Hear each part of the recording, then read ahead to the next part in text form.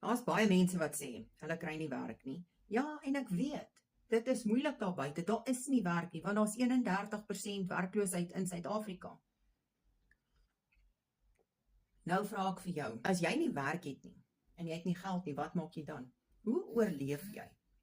Hoe maak jy 'n bestaan? Kyk jy ander mense in die oë? Dis wat niemand wil doen nie. So, baie mense doen digitale bemarking, want dit is 'n uitweg, eerstens. Tweedens, jy het net nodig om 2 ure 'n dag te werk. Jy kan daai 2 ure kan jy aanwend net soos jy wil. 10 minute hier, 20 minute daar, en wanneer jy wil.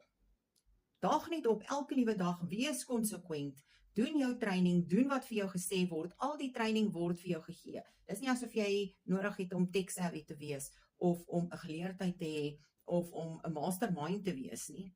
Daar word tot vir jou voorstelle gegee van watse tipe bemarkingsvideo's jy moet maak, en as jy nie jou gesig daar buite wil wys nie, so be it.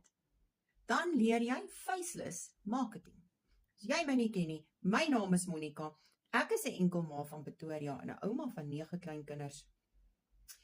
So het ek ook maar geleer hoe om digitale bemarking te doen. So het ek myself beskikbaar gestel om te leer, sodat ek my lewe kan opskerp, sodat ek nuwe vaardighede kan aanleer, sodat ek geld aanlyn kan verdien, sodat ek my situasie kan verander, sodat ek uit my comfort zone kan kom.